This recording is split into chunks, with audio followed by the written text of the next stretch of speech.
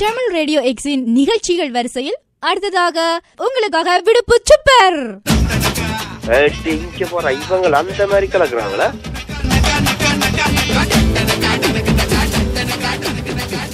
வணக்கம் பிள்ளைகள், என்ன மாதிரி எல்லாரும் சுகமா இருக்கிறீங்களே? சுகமாத்தான் இருப்பியல் என்று நினைக்கிறேன். எனக்கும் இப்போ ஓரளவு பரவாயில்லை பிள்ளைகள். உங்களோட ஊர் நடப்புகளை கொஞ்சம் மெலச வேணுமென்று ஆசை.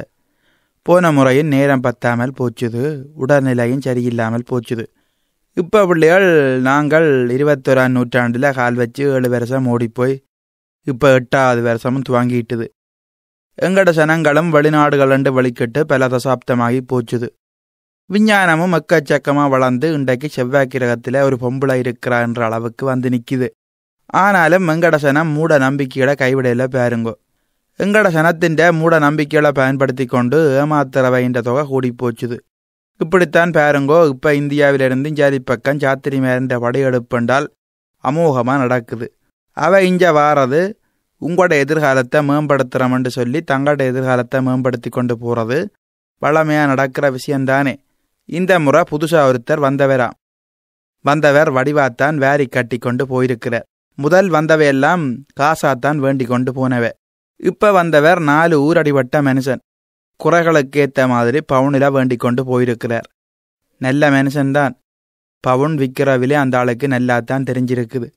உங்களோட பாவத்துக்கு பவுனில் நட்டு செய்து பரிகாரம் செய்தால்தான் பாவம் தீருமண்டு ஒரு பரிகாரத்தை சொல்லி நல்லாத்தான் கறந்து கொண்டு போயிருக்கிறாராம். பவுன் நட்டை கொண்டு போய் இந்தியாவில் பரிகார பூஜை செய்து போட்டு கொண்டு வாரன் என்று போட்டு இவர் போயிருக்கிறார். அவர் இனி திரும்பி வந்த பிறகுதான் கொடுத்தவைக்கு வெளிச்சாம். இப்படித்தான் பாருங்கோ, இப்போ 4-5 வருஷத்துக்கு முன்னம் சாத்திரியார் ஒருத்தர் வந்து பாசல் வானப்பில் வெளியில் இருந்த வாங்கில குந்தி இருந்தவர்.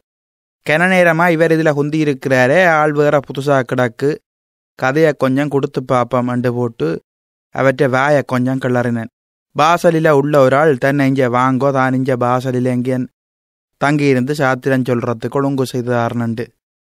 இப்போ என்னடாண்டா, என்ன வர சொன்ன வர காண இல்லை, டெலிஃபோன் அடிக்கவும் எடுக்கிறார் இல்லையண்டார்.